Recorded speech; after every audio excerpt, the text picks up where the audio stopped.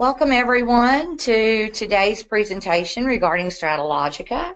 We are delighted to have with us again today Melissa Knowles. Melissa is one of our star StrataLogica presenters, trainers, and we're always glad when she can join us and share with us about how she is developing and using StrataLogica. We are recording today's session and all the microphones have been muted. So if you would please, on the right-hand side of your screen, use the chat feature to communicate with us. We would appreciate hearing from you. If you have questions or comments, please use the chat feature during the presentation. And then at the conclusion, Melissa and I will be glad to take any additional questions at that time. So Melissa, I'm just going to turn this back over to you and let you get started. And it's great to have you again today. Great, thank you. Okay, so in thinking about September 11th, currently I am a K4 media specialist, but I have also worked in 7A. So in thinking of teaching this to the students, I wanted to develop several options for different grade levels and to make some lessons that were incredibly editable so that you could adapt it to your classroom. So let's get started. First thing I wanted to walk you through is how to find the lessons that have been created. So after you've logged into StrataLogica, if you would access the community, which is in the top right-hand section, the community currently has right at 1,000 lessons available for you to utilize, so that's awesome. The most recent 3 should be mine, or they should be close to the top.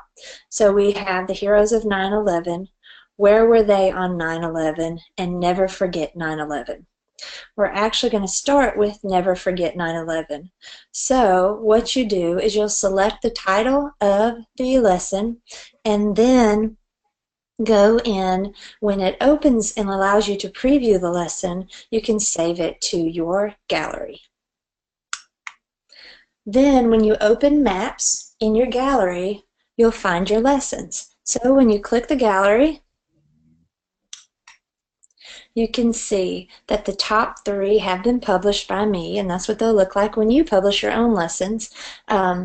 And they'll be right in there. Now you are able in here to edit and add tags to your lessons, so feel free to do that once you save them. I'm going to go ahead and go to Never Forget 9/11. And so what we want to do is open the lesson in the bottom right-hand corner. When you open the lesson, it's going to open to the first slide. Now, I want to show you this slide and not go through absolutely everything on it, but I do want to show you each different slide and how you could utilize it with your students and what is available on the slide. This will give you a great opportunity to automatically know what you want to keep or what you may want to change. Now, this is a pin timeline. So what you'll actually do is follow the timeline. So I added the time of day for each event. Based on each slide is organized by the airline flight that impacted during 9/11. So this is the flight that hit the North Tower, American Airlines Flight 11. And it left Boston and went around and down to New York. So as you click each pin, you're going to get a little bit of information and sometimes an image. So I didn't want to put too much information in there because of the activity at the end. I wanted the students to then be able to research a flight and add their own information, whether it's directly on this slide as a group or on their own, or they could create their own map, PowerPoint, or custom view with their additional information. So my goal here was for my groups to utilize it slide by slide. So each group can edit their own slide with the information that's there, add to it, change, basically make it theirs as they do their additional research. So you can see that the first arrow points to 5:59 American Airlines Flight 11, right on Massachusetts. But if you look in on the right-hand side, you've got all your editing tools. Now, I do want to show you, right now the title is displayed. Later we're going to see title and description. So you have some options here to display those things. I wanted to guide the students through the PowerPoint as they're choosing which airline flight they want to research more about. So it says browse around the map following the timeline of events from 9/11 attacks. This particular slide has 4 pins. I wanted to put that in because as we're moved out, the contrast becomes a little bit of an issue, so I wanted them to make sure that the students knew that there were 4 pins to access on this slide, and then have them move to slide 2. So they're going to move through the lesson as they go. So when they click the 7:59 American Airlines Flight 11 pin, a picture of a Boeing 767 for American Airlines pops up. This is not the same aircraft. Then I have a little bit of information about the flight. Now, I didn't want to put in how many hijackers and exactly what happened. Like I said, I want the students to research a little bit more and add to the information and then present it to their classmates.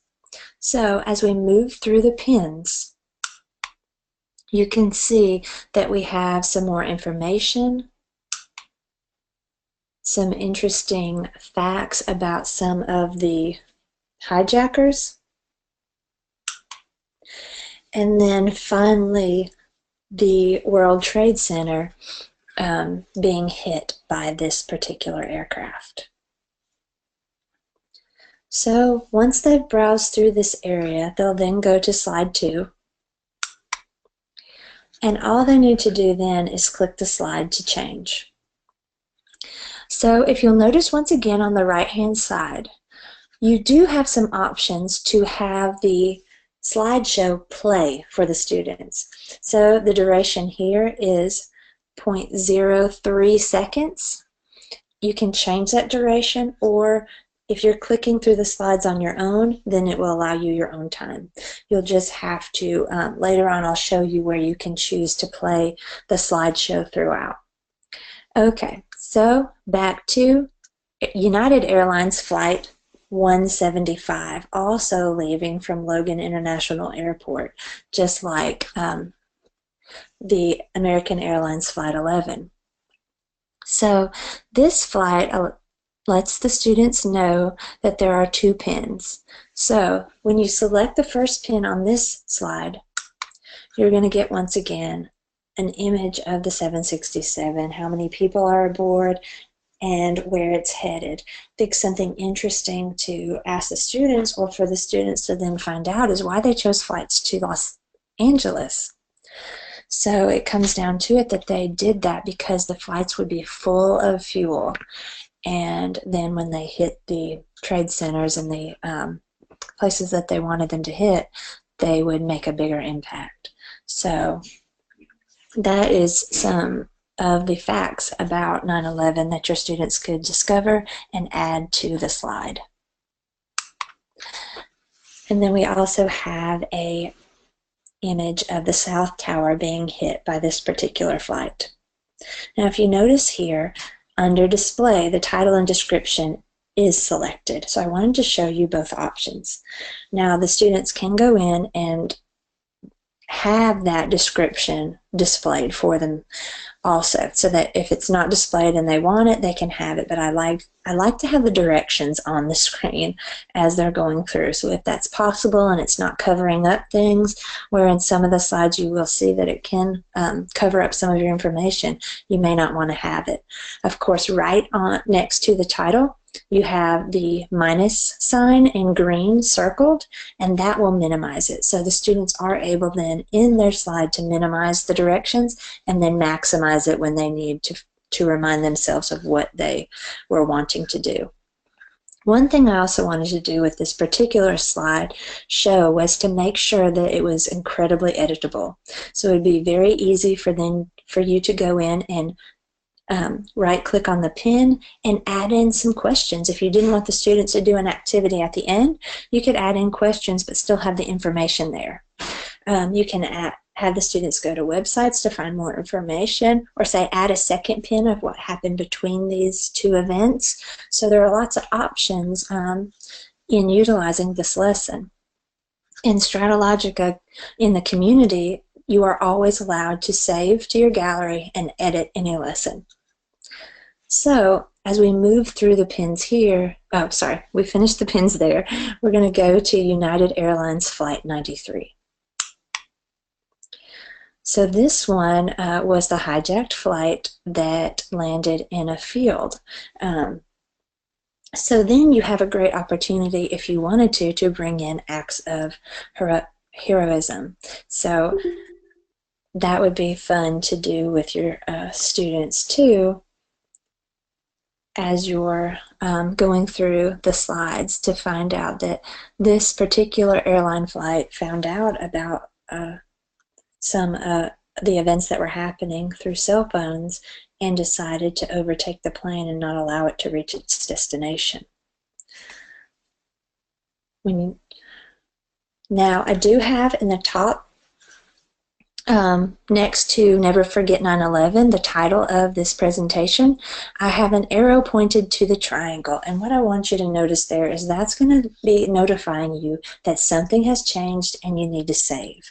So I really like that feature because sometimes I do forget to save periodically, but it's a great reminder. When I look up there, I can see I need to save, and you'd go to Action, which is right next to the title in purple, and select Save Presentation or Save Presentation As. Back to United Airlines Flight 93, if you select that first pin,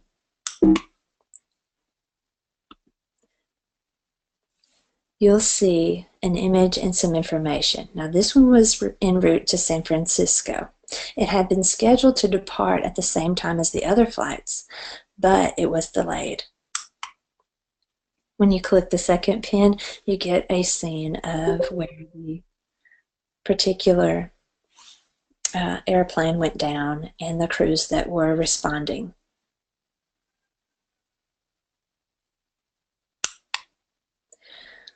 Our next slide moves on to American Airlines Flight 77. This flight left Washington. So when you select that pin, you're going to get some information. Now, real quick before we go to that pin, on the right-hand side, you have some transition speeds. So if you're doing a slideshow that you want to play with a duration and you want to allow a certain amount of time between the slide changing, you can choose the transition to be either fast transition with the rabbit, which is covered up right now, or the slow transition with the turtle. So those are some other options if you wanted to do a moving slideshow for your students that played automatically. Back to the American Airlines Flight 77, you're going to get some information about that flight, and then a description or a diagram of it hitting the Pentagon and destroying that western side area. So you can see we've left a lot out. There's a lot that your students can add in on what happened in flight. There are even some transcripts of things that were said during the flight, and you could even go into the news when the first tower was hit and we found out about it, what was going on in the world at that time, what were they thinking was going on, until they discovered that it was an act of terrorism. So now on to slide 5. I went ahead and put in here President George W. Bush was in Sarasota, Florida at an elementary school, so I put that picture of him hearing the news. But he actually made, I believe, 3 speeches that day. So you could then have the students add in other things, other places he was during this day, and possibly even the speech that he gave. I was able to find a copy of the initial speech that he made in Florida. So this is something that also is easily added to with more information and primary source documents directly onto the map.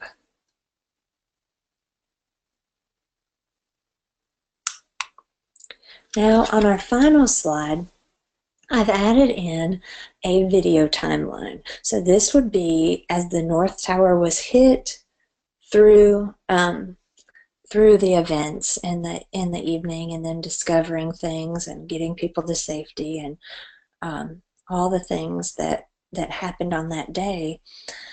Now, I did put a warning in for this. You can take it out. You can delete this video if it's not appropriate for your students. It does have some graphic images, some of the people that jumped from the building, but I do know that in our 7th and 8th grades we absolutely did show these things. So you know your population and what they're ready for and what they'd be willing to do. So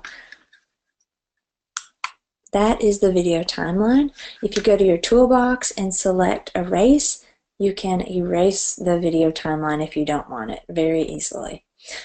So then here is the writing activity that I chose with my students, to have them choose an event, research it more thoroughly, and then use the questions to develop a presentation to then share with their classmates on that particular event.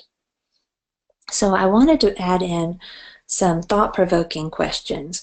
Why did you select this particular moment in the timeline of events, and why did you find it so striking? How many acts of courage and heroism did you find as you studied what happened? What were they? Give some examples. What heroic attributes do you see reflected in the particular moment you selected? And do you think you would have acted the same way under these circumstances? Why or why not? So I wanted to go more towards the acts of courage, what people did in the events when they followed, what struck the students about that particular event. And most of my students weren't alive during this time, so it's important for them to be able to empathize and put themselves in characters and histories, events, so that these things don't get repeated. I do have some other questions that you could possibly use if you didn't want to go this route, which one of them is, what are some examples of history repeating itself? How can we be thankful after a tragedy such as 9/11? And sometimes that's really hard for students to get thankful. So many people were injured. It was such a horrible act.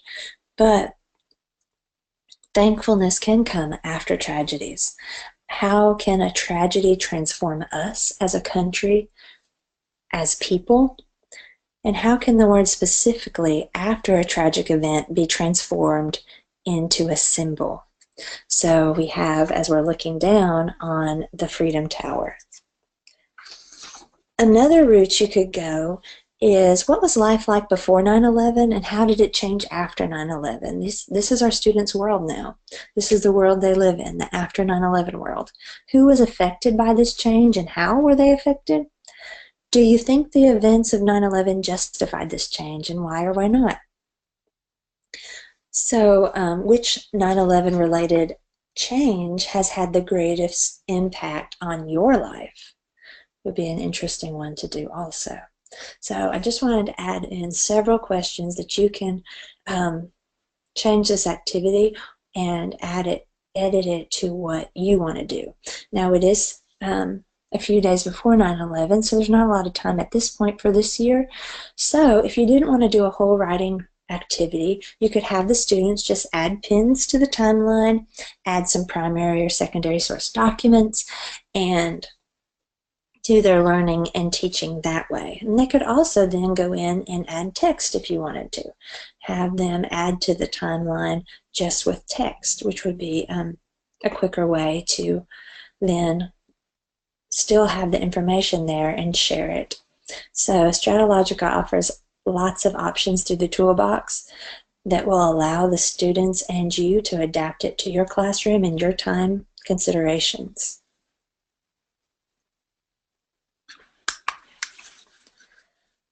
So I did tell you that I wanted to show you your autoplay and your switch to edit. So if you look on the right hand side, I have switched this to edit.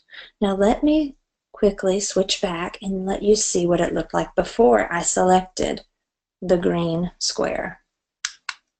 So here you see back on the slide, previous slide, it says switch to display. So if you want to display the slide, you're going to lose all of the editing information here. So here now you just have each slide. They can select their slide and go through it, and they're not having all the additional information.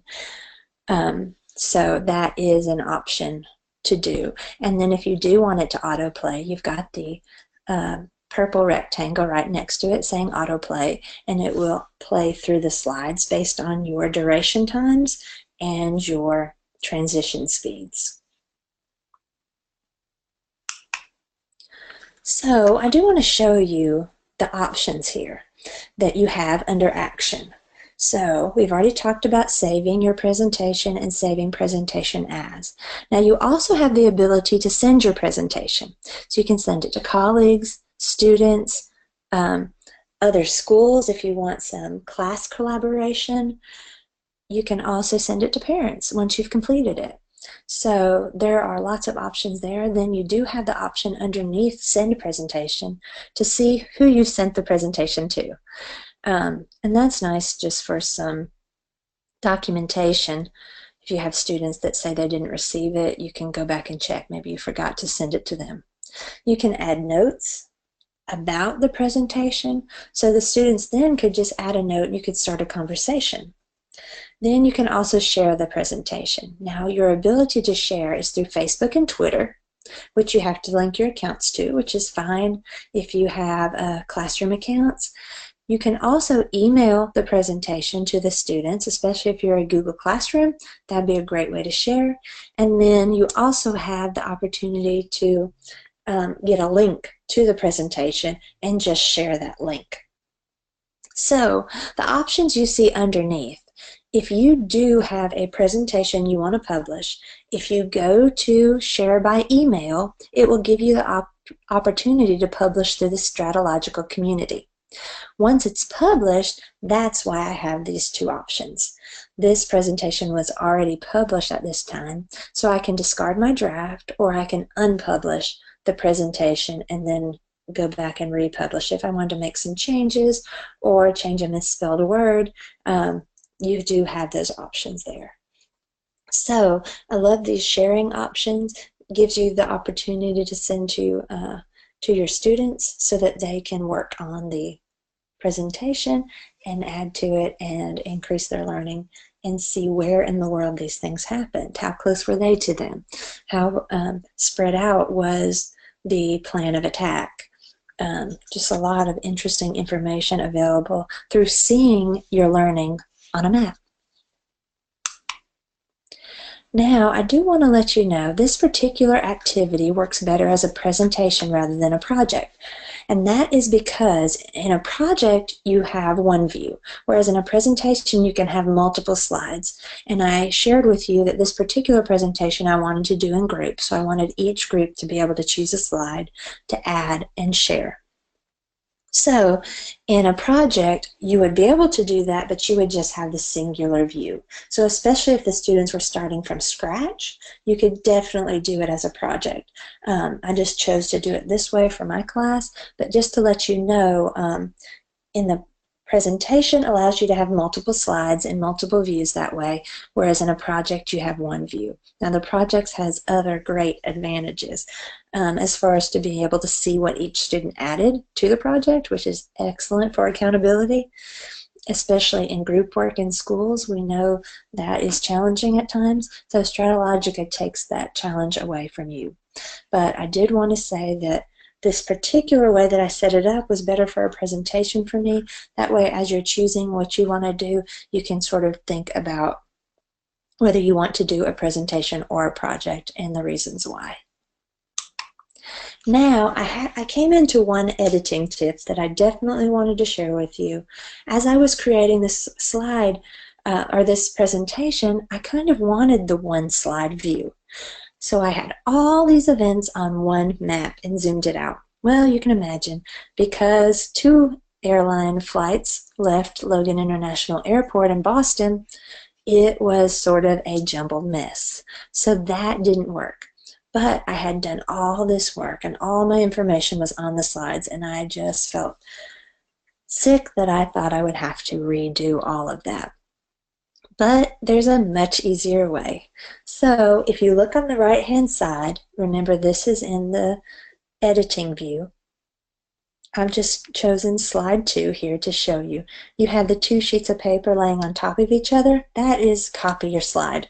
So I was able to take my first slide, copy it to a second slide, and third slide, and I had all my information there. I just deleted the things I didn't want anymore. So that was such an easy way. It did not take long at all, that I was able to then separate my information easily and quickly. So if you had a project that you wanted to do or a presentation that you wanted to do like this with your students, you could duplicate group 1, group 2, group 3 so that you don't have to redo the slide each time. So that's just a little presentation editing tip from me to you to save you a little time and effort if you decide you need multiple slides or want the same information on each slide. So here is the Heroes of 9/11 slide. There were so many wonderful people that did some amazing acts during this time. So it's really neat. You could even focus on acts of children and just lots of things and lots of events that occurred where people acted very heroically. So I went ahead and displayed the title and description here, and I want my students to research a hero of 9/11. Drop a pin in New York City with the information. I did think after this, heroes were everywhere. If they wanted to drop it where the person was, so many efforts were started. Even at our school in Alabama, we had things that we were bringing in to donate to people in the areas that were affected. So in this information, I want them to try to find a photo, if available, of the individual. If a photo of the individual wasn't available, they could choose the event location. If they were working in the towers or around, they could choose that. If it was a particular firefighter, they could have a picture of that station. Just have some sort of visual detail of the act. What struck you about this person's actions, including character traits of that action. So I wanted them using the words and what that action represents. And then explain the results of the action, what inspires you about this person. So that is a lot to include, but when the pin opens, it would all be there written on the screen, so it's not going to be as jumbled as it could be. You could even zoom in closer to New York City, so you could spread out the pins a little bit more. So I also put a pin in there, Ground Zero Freedom Tower, mainly so the students could zoom in to that tower. And included the website to the Ground Zero Freedom Tower website, so that they could easily access several acts right there that are detailed directly in that website. So you could put in several other options if you wanted to and edit that particular pin, or you could just allow the students then to search and find some acts using scholarly search sites. So that's an option too. Especially in library, we do a lot of research and a lot of practice, and I want the students to be able to find information, not just a Google search, but go to EBSCO and some other trusted sites that colleges even use to find information. So that is also a great option to use for practice there. Where were they on 9/11? As I said, none of my students were born in 2001, actually. None of them. So I wanted the students then, by the day before, to ask a family member where they were on when they found out about the events, find out their thoughts and feelings on that day, drop a pin in or near the location that the family member was on that day, and use the description to add your family's account of the event. So I did want them to be able to have multiple views if they wanted to. I also wanted to be able to, there's so many accounts online of where people were, what they were thinking, what they were doing, that if they that they didn't have a family member available for the information, they could still access some information of a person's event during that time. So choose a primary source resource to add to your pin. It could be a photograph or image of where they were or what was happening when they were having these thoughts or feelings. So just in adding a little bit extra to the search and what they were looking for, I thought the students would really enjoy doing this, because especially if it was a family member, because it's meaningful to them. So, and also shows how far this event reached, not even just the United States. People were in other countries, and they had the same thoughts and feelings as we do now when acts of terrorism happen in other countries. We feel for everyone, and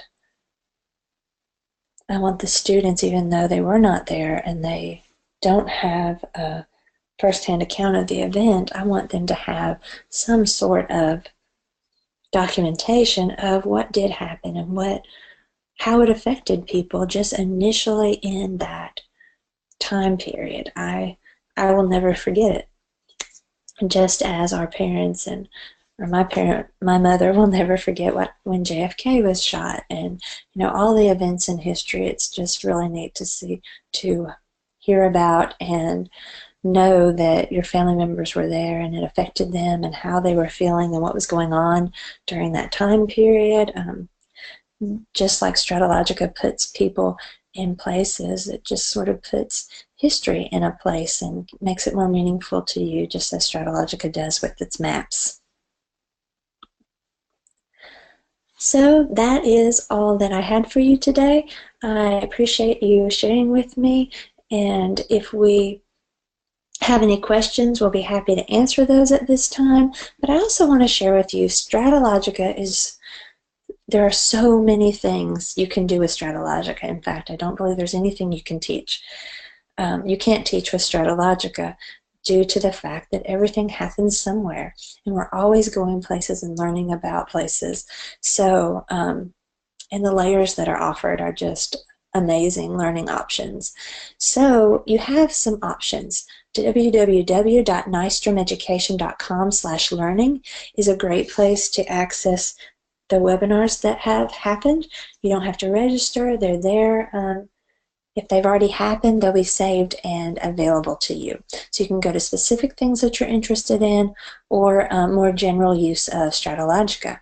Now, if you really want to get into StrataLogica, there's a StrataLogica 101 self-guided course you can get for credit. It's found in the gallery if you type StrataLogica 101, or sorry, found in the community, and then when you save it to your gallery. And it's completely self-guided. Take your time, go through all of the features of StrataLogica through that course. And then if you have specific questions, please email Pam Gothard at nystromeducation.com, pgothard@nystromeducation.com. She'll be happy to assist you with anything you have. On the home screen, there's also help sections. There's an email at the bottom, StrataLogica support, and there's also phone numbers. Sometimes it's hard to email exactly what's going on, but we want you to be successful with StrataLogica, and so please feel free to contact if you have any questions or concerns or comments. So I hope you enjoyed today's session and learning about some ways that you can use and make this horrific event adaptable to any classroom. So I appreciate you, and I hope you have a great day. Thank you, Melissa. That was fabulous. I feel like there's so many opportunities now for us to engage our students with the tragedy of 9/11, but in a way that is not extremely graphic. So I think that was just very, very nicely done. I'm going to go ahead and stop the recording at this point. Let me do that.